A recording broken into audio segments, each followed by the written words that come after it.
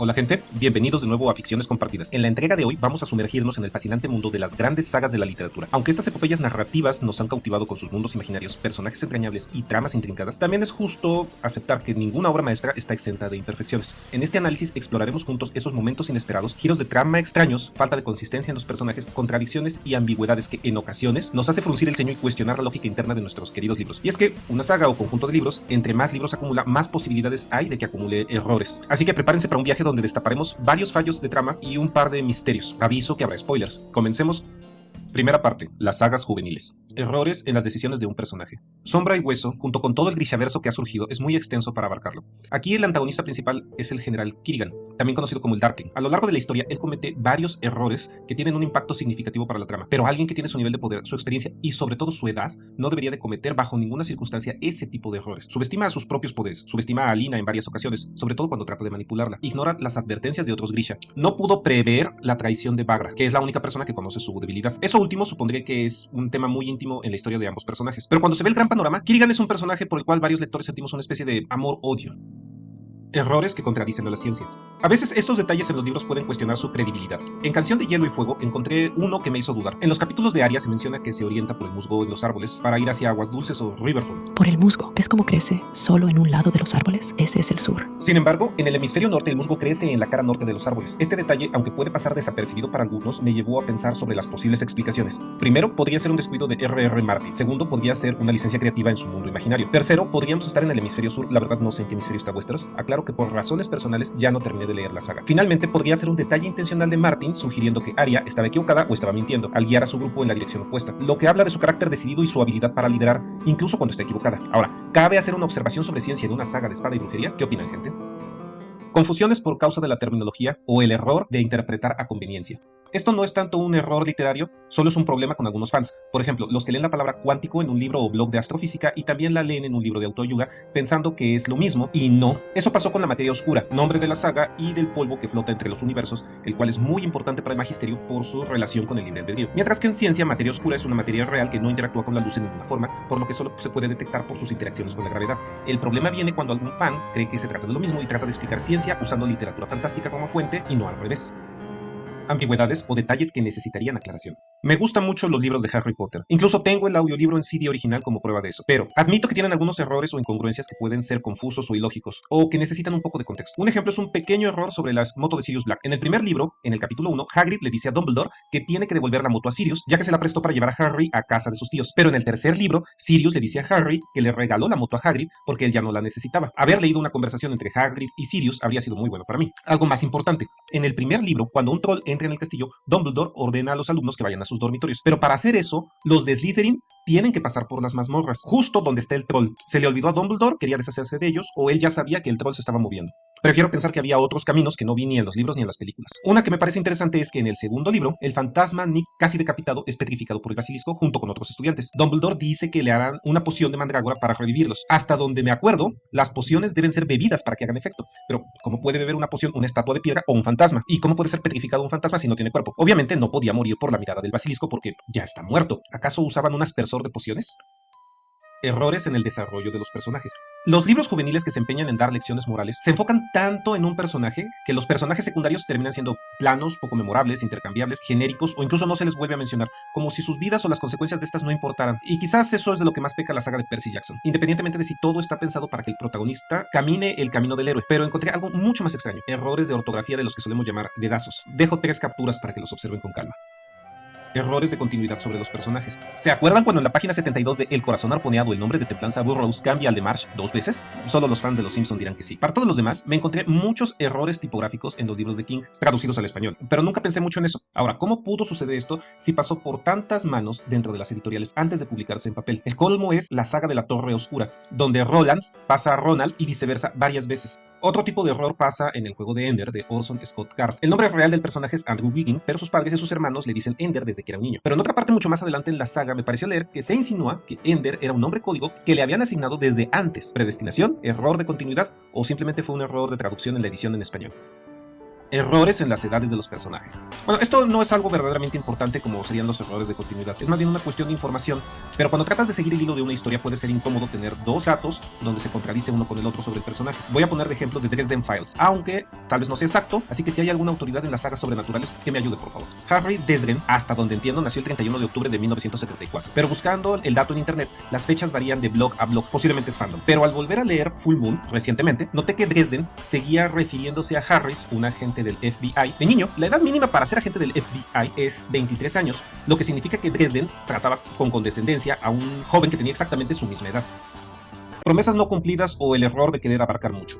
Hace ya meses que terminé de leer los libros publicados hasta el momento de La Rueda del Tiempo, la obra cumbre y póstuma de Robert Jordan, debido a que salió la adaptación a serie de streaming. Lo cierto es que me gusta la saga, pero no me convence para nada los últimos libros. Es complicado de explicar. Al principio acabé cautivado por los personajes, por el mundo de Jordan, cómo nos lo dibujó, por la acción trepidante que nos presenta en la adaptación, la gran colección de seres fantásticos y por la compleja trama que en los libros, volumen tras volumen, iba tejiéndose. Era impactante ver cómo la historia de Rand se ampliaba para ir acogiendo subtramas tan interesantes. Me sentía cautivado y conforme iba avanzando libro tras libro me enganchaba más. Pero en La Corona de Espadas veía que Robert Jordan tenía demasiadas pelotas en el aire y que de vez en cuando lanzaba alguna demasiado alto y tardaba varios volúmenes en caer. Después de esperar durante tantos libros que llegara la verdadera acción, que las fuerzas chocaran armas, que Rand hiciera lo que todos esperábamos que hiciera, desde el primer libro, no voy a decir que con tal de evitar al menos un spoiler, pero en el tomo 14, ya hay que tomárselo con calma, me fui desenganchando de la trama.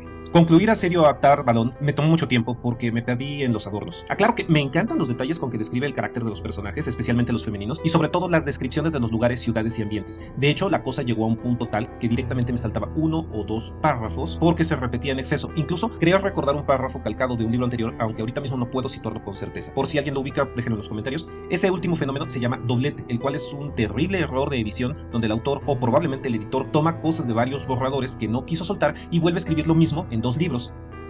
Incongruencias o falta de claridad en la geografía. Siguiendo con el tema de perderse en los detalles, no quería hablar de los Juegos del Hambre porque cuando empecé a hojear el primer libro, la forma en que ahonda en las descripciones de los sentimientos de los personajes fue mucho para mí, y no logré llegar a la acción. Podría hablar por horas de las incongruencias en las películas, sobre todo en lo que es la ubicación de las cámaras, pero no viene el caso. Mi punto es que en el universo de los Juegos del Hambre, el Capitolio es la sede del gobierno totalitario de Panem y es su ciudad central. Está situado en las montañas rocosas al oeste del antiguo Estados Unidos y Canadá y rodeado por los 12 distritos. Por la descripción es probable que esté en el estado de Colorado, Utah, Montana o Idaho, pero no lo tengo claro. Tampoco tengo claro si el distrito 13 solía estar en el extremo noroeste de Estados Unidos o de Canadá o no, o qué es lo que queda ahí en este momento. Pero sobre todo, ¿qué pasa con el resto del mundo? En ese universo, todos los otros países y continentes del planeta ya no existen, y fuera de Estados Unidos ya no hay nada. ¿Los 13 distritos son una isla? La falacia de la lógica circular.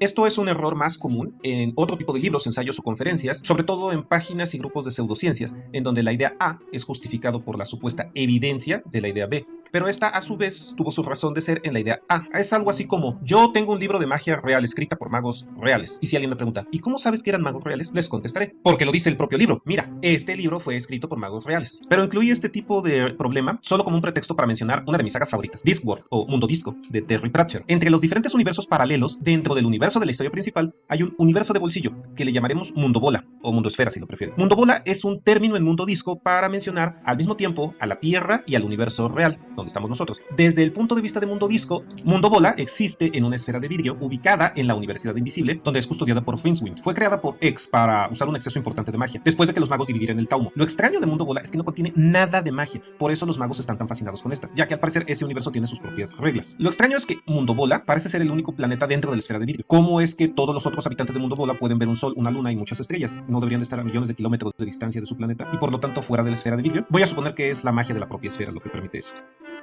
Romper la convención. No iba a incluir mangas, pero es que el mejor ejemplo de esto está en Naruto, que es una serie sobre ninjas. Pero en Boruto descubres que todo lo que sucedió en la primera serie fue un plan de los extraterrestres. Segunda parte, errores en los clásicos contemporáneos. Errores idiomáticos. Este tipo de error pertenece a los anacronismos. Es importante aclarar que no son errores de traducción, sino malas formas de usar un término, nombre o juego de palabras, porque está fuera de época o de contexto. Cuando algunos autores se toman libertades creativas muy grandes, o como decimos vulgarmente, se lo sacan de la manga, se notan. Y parece ser algo recurrente de parte de Dan Brown. Uno de los errores más evidentes de anacronismo histórico es llamar a Leonardo da Vinci cuando se le hace referencia por su apellido, cuando en realidad era un nombre compuesto que significa Leonardo de Vinci, por el pueblo donde nació, llamado Vinci. En su época se le conocía simplemente como Leonardo o como el Florentino, porque siendo hijo natural e legítimo de ser Piero, un prominente notario florentino, nunca recibió sus apellidos. Otro error es es la afirmación de que el Priorato de Sion es una antigua sociedad secreta que custodia la verdad sobre el Santo Grial, cuando el término Priorato de Sion fue una invención moderna de unos estafadores franceses que falsificaron unos documentos de los años 50 y 60 en el siglo XX. Esos documentos fueron desenmascarados por la prensa y la justicia francesa, pero fueron tomados como auténticos por algunos autores de pseudohistoria. Tal vez uno de esos libros sirvió de inspiración para Dan Brown y decidió dejarlo así. En mi opinión, el más obvio es la confusión entre los términos sangre real y santo grial, que en inglés parecen tener mucho sentido cuando los lees como palabras salidas de algún idioma exótico, ya que según la novela, la palabra sangre real viene del francés sang real, que significa sangre sagrada, y habla de la supuesta descendencia de Jesús y María Magdalena. Sin embargo, eso es un juego de palabras sin fundamento, ya que la expresión sang real no existe en francés. Lo correcto sería sang royal, y la palabra sangre real, que supuestamente proviene del latín sanguis regalis, que significaría sangre de rey o linaje real, lo acomoda para hacerla sonar sangreal. Por cierto, en correcto latín debería ser sanctus grail. El error de otros personajes presentes que no hicieron nada, o como yo le digo, la apatía de la longevidad. No me va a alcanzar la vida para abarcar las crónicas vampíricas de Anne Rice, así que solo voy a mencionar una complicación en ese universo. ¿Cómo fue que Lestat hizo todo lo que hizo y pasó todo lo que pasó con Lois, incluyendo el romper un tabú con la creación de Claudia, sin que se presentara Marius a poner orden? Claro, esto no es un error, es una complejidad en la trama. Es decir, Marius estaba vivo antes de esos eventos y mucho después también. Cuando se trata de vampiros, estas cosas casi siempre se explican con estaba dormido. Pero cuando tratas de hacer una línea de tiempo de eventos en este tipo de historias, donde hay grandes árboles genealógicos de personajes extremadamente longevos, que unos siguen vivos mientras están pasando acciones con el protagonista, te vas encontrando eventos que se cruzan, donde los personajes parece que se ignoran mutuamente. Ya no digamos cuando se trata de enanos o elfos. Reglas o leyes increíblemente absurdas.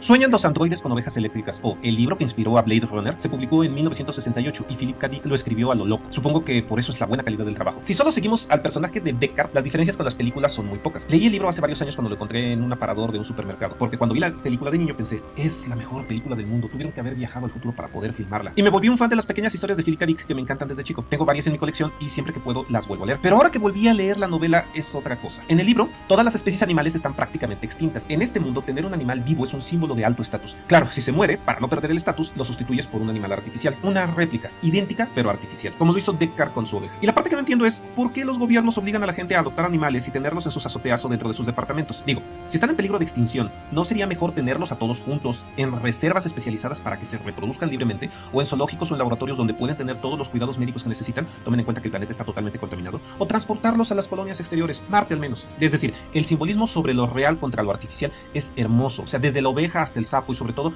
lo que tiene que ver con el mercerismo, pero en un contexto realista no tiene sentido que toda la vida animal y toda la sociedad funcione a base de esa regla tan absurda.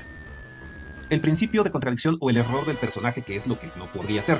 James Bond, mejor conocido como el agente 007, es justamente lo que no debe ser un agente secreto. El hombre es un héroe de acción, es casi un superhéroe, como Batman, pero no hace lo que en el mundo real se esperaría que hiciera un agente del servicio secreto. Todo en Bond es público, todo grita, aquí estoy. Prácticamente todo el mundo lo conoce por su nombre, su apariencia, su fama o su carisma. Es como pensar en una cebra o en un tigre, que deberían camuflarse en la hierba, pero en vez de eso van saltando a campo traviesa, cubierto de colores brillantes y disparando rayos láser. Para los libros y para el cine de acción, el personaje funciona perfecto, pero argumentalmente es un agente no secreto. Hay otros personajes que son un ejemplo más absurdo del principio de contradicción, casi como tratar de imaginar un cuadrado redondo, pero de eso hablaré al final.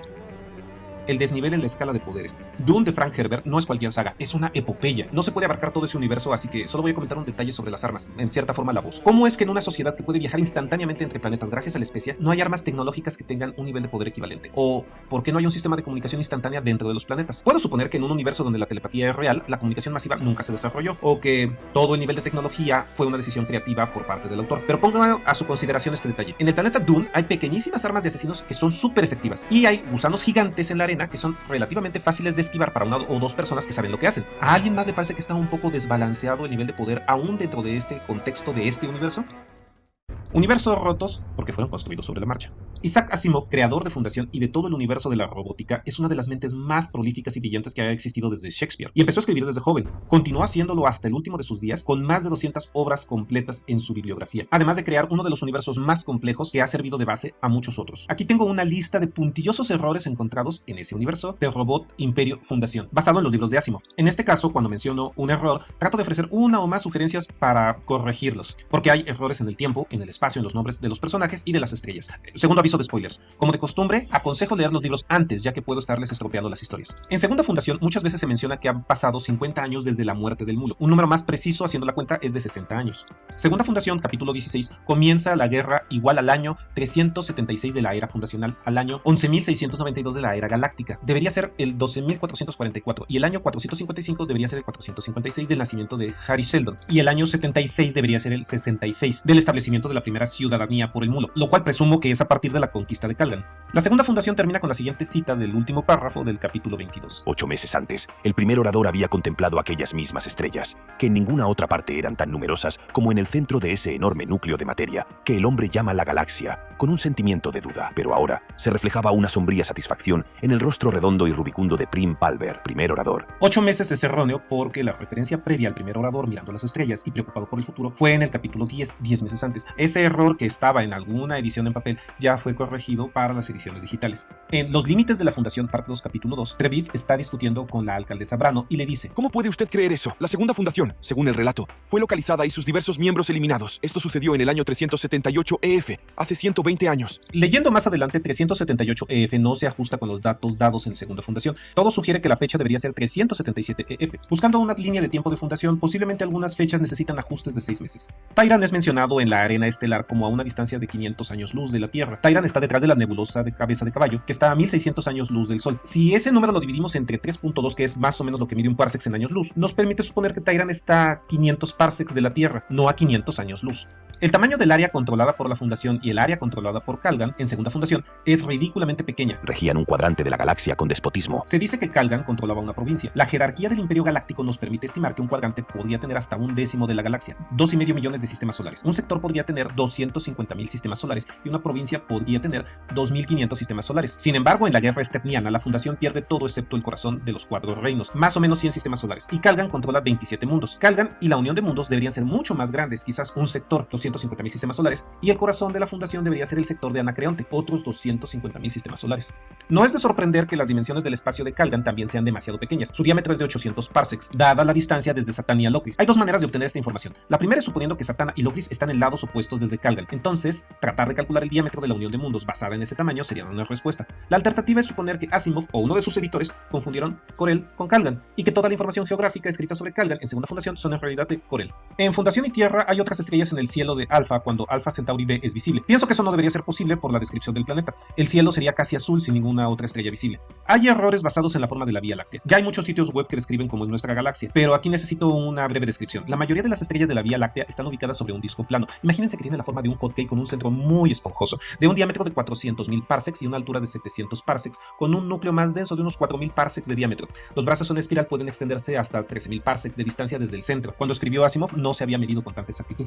En Fundación Imperio, El Mulo, capítulo 21, Interludio en el espacio, Toran Darel da las coordenadas de Sigüena como 30.000 parsecs, 30 grados oeste de Trantor, 40 grados. Dos de esos números pueden estar mal. La distancia desde el centro de la galaxia y la latitud galáctica, Sigüena debería estar más cerca, no mucho, de Terminus, que está localizada en el plano de la galaxia, en la periferia. Tal vez Toran hizo una confusión deliberada y Sigüena está a unos 30.000 años luz del centro de la galaxia, no parsecs.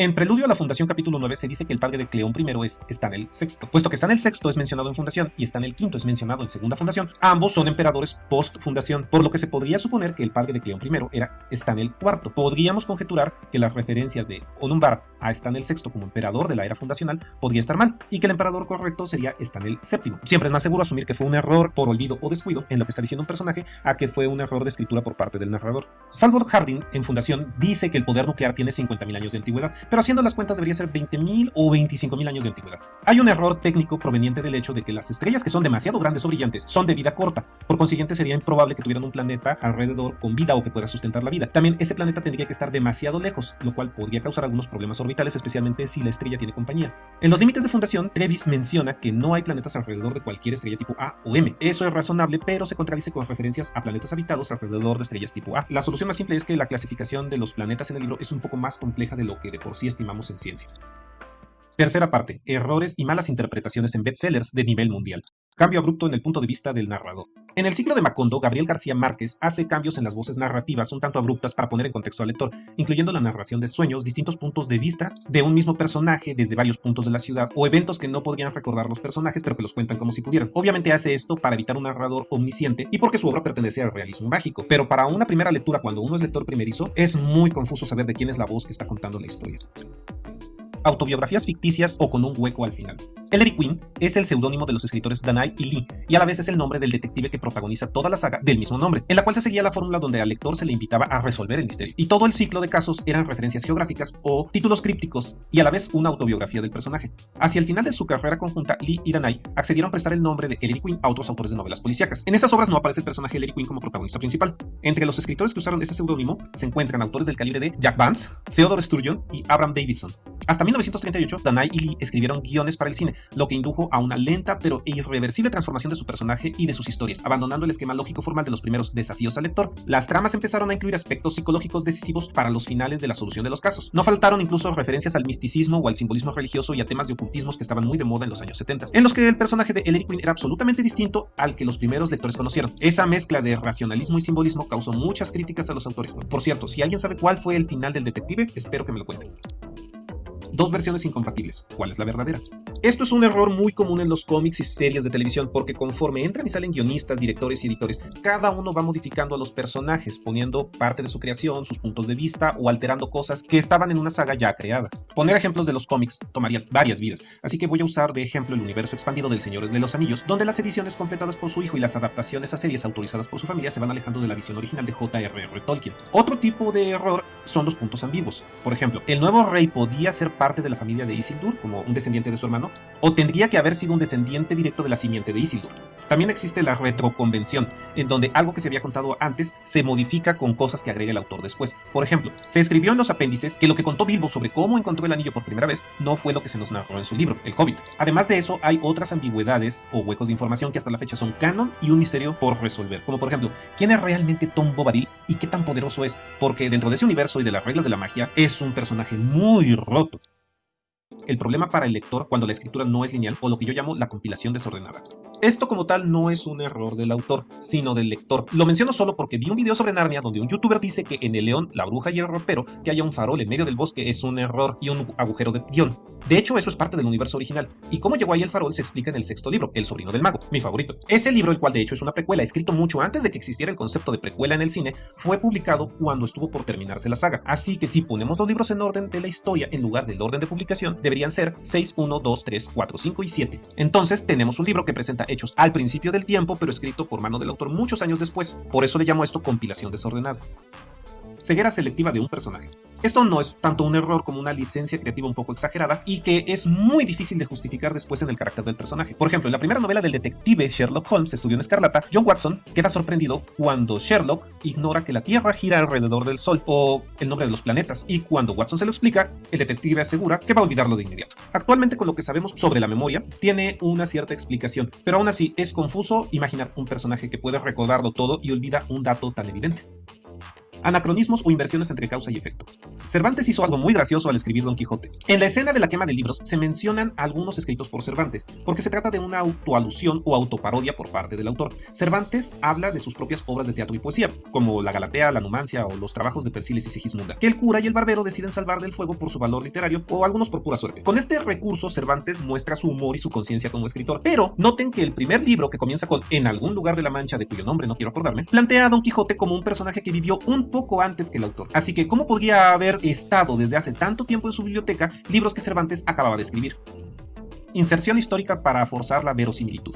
Esto es más bien una licencia creativa, ha sido puesta a propósito en muchos libros, sobre todo en mitos y leyendas antiguas o epopeyas, e incluso se puede escribir todo un libro usando solo esta premisa. Tenemos, de ejemplo, una de las novelas en la trilogía sobre D'Artagnan, donde se menciona al hombre de la máscara de hierro en el libro del mismo título. La identidad del famoso preso político de la época del Rey Sol ha dado lugar a infinidad de leyendas y elucubraciones. De hecho, existe un grabado de 1789 que identifica al hombre de la máscara de hierro con el conde Vermandois, hijo ilegítimo de Luis XIV. Pero entre la historia y la ficción ya no tenemos forma en la actualidad de saber qué fue hecho y qué no sobre el personaje que escribió Alexander Dumas. confusiones en las descripciones de personajes, criaturas o situaciones. Las Mil y Una Noches, que es una colección de cuentos de todo el cercano y lejano oriente, del cual solo conocemos los textos traducidos y rescatados de la primera edición francesa que hizo Anton Galard en el siglo XVIII, forma parte importante del imaginario colectivo. Voy a centrarme en Aladino, el Ave Rock y algunas historias. Todos los cuentos fueron agregados de manera desordenada a la compilación árabe entre el siglo IX y XIV. El número y los títulos fueron integrándose en varias versiones según la recopilación que se consulte. En el relato clásico más conocido podemos leer que en una ciudad entre las ciudades de la China había un sastre pobre cuyo hijo llamado Aladino era un niño mal educado y que desde su infancia resultó un galopín muy enfadoso. Según la deliciosa traducción clásica al castellano realizada por Vicente Blasco Ibáñez. Pero dentro del mismo cuento su nombre deriva del árabe Ala al-Din, altura de Alá, así que es un personaje chino con nombre árabe. En cuanto al Ave Rock, esta varía de tamaño, ya que en unos relatos dice que puede llevarse a un elefante con sus garras, pero en otra que puede ocultar el sol o que sus huevos son más grandes que ciudades.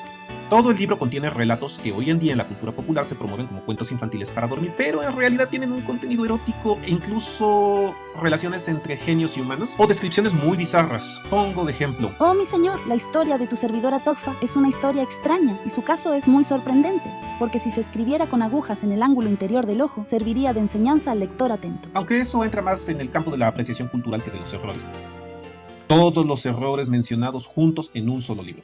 La Biblia. ¿Por dónde empiezo? Según un estudio realizado por el programador Daniel G. Taylor, la Biblia contiene al menos 463 contradicciones internas, lo cual daría para 15 meses de shorts o TikToks diarios. Y aunque la mayoría estamos acostumbrados a oír los mensajes de esperanza, amor y perdón en los textos seleccionados para las lecturas dominicales, los estudiosos ya han señalado que contiene cientos de absurdos, injusticias sociales, crueldad, violencia, intolerancia, profecías erróneas, racismo, misoginia y homofobia. Sin mencionar muchas incongruencias a la luz de los descubrimientos científicos actuales. Pero no suelo ahondar en eso porque me parece injusto o malsano criticar una obra literaria como la Biblia, el Talmud o los Vedas, que son de una era precientífica a la luz de la ciencia moderna. Aún así, como la matemática es la ciencia más antigua y ya existía desde entonces, cabe aclarar que según Reyes 7:23, pi es igual a 3. Igualmente, todo el libro del Génesis, especialmente los primeros 11 capítulos, que eran etiológicos, no históricos, contradicen a la ciencia si se toman como fácticos. Así que, como verán, el verdadero problema viene de la interpretación del libro. Como por ejemplo, las confusiones con la terminología cuando tratan de justificar que la Biblia se adelanta a la ciencia por palabras como las de Isaías 40:22, donde dice, Él está sentado sobre el círculo de la Tierra, creyendo que se refiere a la esfericidad de nuestro planeta, cuando la palabra círculo hace referencia a que en el mundo antiguo solían imaginar que el mundo era plano como un disco. Lo mismo aplica a las personas que dicen que todo lo que sucede en la Biblia son hechos reales, pero en Jueces 9 nos cuenta cómo los árboles empiezan a hablar entre ellos para elegir un rey, lo cual rompe la idea de una convención realista. Con las posibles excepciones de El libro de Esther y El Cantar de los Cantares, la Biblia está plagada con errores de decisiones de sus personajes, y al leer a conciencia todo el libro podemos encontrar confusiones de terminología o equivocaciones en nombres de ciudades, confusiones sobre animales, ya sea por su clasificación o por su descripción. Y hablando de animales, incluye muchos animales fantásticos como el behemoth, el leviatán o el cis, también los unicornios, todos descritos con errores de tamaño o de apariencia, es decir, descripciones que se contradicen entre sí. Por cierto, en ninguna parte del libro se menciona a los gatos domésticos. Todo el Pentateuco está lleno de ambigüedades o detalles que necesitan aclaración, y esto seguramente se debe a que cuando se compiló era un escrito para ser leído en voz alta ante los contemporáneos del compilador o del redactor final, pero ahora, más de 2000 años después, carecemos del contexto cultural que ellos tenían para saber de qué estaban hablando, y para nosotros se vuelven huecos argumentales. Todas las biografías de los personajes principales, sean Abraham, Moisés o David, tienen grandes errores de desarrollo. Por ejemplo, la vida de Lot es un conjunto de errores de continuidad sobre sus personajes, los cuales, por cierto, ya no se vuelven a mencionar en la Biblia, no sabemos qué pasó con ellos. En el texto original hay palabras que tienen sus raíces en el lenguaje sumerio o acadio y que se han convertido en errores idiomáticos por ser aplicados de manera equivocada, sobre todo con interpretaciones que los sacan de contexto. Todo el árbol genealógico de Abraham, desde Adán a Noé pasando por Matusalén, es una lista de números diseñados para las edades de los personajes, también de promesas no cumplidas o de lo que llamé en algún momento apatía por cuestiones de la longevidad o de una ceguera selectiva por parte de los personajes. Ya sea el jardín en el Edén, el monte Ararat, el monte Sinaí o el monte Megiddo, le hace el Armagedón, sus descripciones o interpretaciones son un conjunto de incongruencias de geografía o de cronología. Para el lector que desconoce el dato de que el libro de Jueces es uno de los más antiguos en su escritura y que varias partes del Génesis son comparativamente modernas con el resto del Antiguo Testamento, existe el problema de la escritura no lineal para el lector. De hecho, Génesis 1 y 2 presenta ese problema también, y son dos versiones incompatibles entre sí del mismo evento. ¿Cuál es la que tenemos que tomar por verdadera dentro de la historia? Ya no digamos el problema sinóptico de los 4 evangelios que tienen datos que no se corresponden entre sí. Toda la Biblia contiene leyes anacrónicas o desmedidamente absurdas, y si no me creen, por favor lean Deuteronomio 25:11. Varios personajes tienen un desnivel de poder muy absurdo en varias situaciones, como la pelea en Génesis 32:28, donde Jacob, luego llamado Israel, venció a Dios agarrándolo por el tendón de la ingle, o cuando Dios pierde ante los extranjeros porque estos tienen carros de hierro en Jueces 1:19. En sí mismo el personaje de Yahvé es el principio de contradicción. Es tradición decir que el Éxodo fue escrito por Moisés, Pero en el libro hay muchos cambios en el punto de vista del narrador, como describir su propio nacimiento, ver a Moisés entrando en una tienda o la descripción de su propia muerte, además de no saber dónde quedó su tumba, lo cual delata al texto como una autobiografía ficticia con un agujero de guión al final. Los evangelios están llenos de anacronismos, empezando por eventos que tratan de justificar en qué momento nació Jesús, además de inserciones históricas forzadas tratando de conseguir verosimilitud. Casi todo el Antiguo Testamento podría llamársele plagio, pero como en el mundo antiguo no existían los derechos de autor, sería más adecuado decirle apropiación cultural literaria a partir de leyendas y mitos de otros pueblos con cambio de clave cultural. Pero lo que es más obvio es que el Nuevo Testamento está lleno de citas del Antiguo Testamento, pero varias están mal citadas, por ejemplo la de Marcos 2:27. Y todo el libro se sostiene sobre una lógica circular presentada en 2 de Timoteo 3:16. Desde el Génesis hasta el Apocalipsis, si nos esforzamos en ver esta colección de libros como si fuera un solo libro con una sola línea argumental escrita por una sola mano, es todo un universo roto que se compiló sobre la marcha. Y eso aplica a todas las versiones de la Biblia, no importa sus diferentes extensiones, ya sea de 66, 73 u 88 libros. Bueno, voy a dejarlo hasta aquí. Sigo siendo un padre de familia que tiene muchas otras cosas que hacer. Así que, por favor, vengan los comentarios. Vamos a ver cuántos son de apoyo y cuántos son de hate. Aclaro que todo lo que se escribe, se redacta o se lee puede contener errores. Obviamente eso incluye lo que ya presenté. Muchas gracias por escucharme y recuerden, errar es humano, perdonar es de sabios.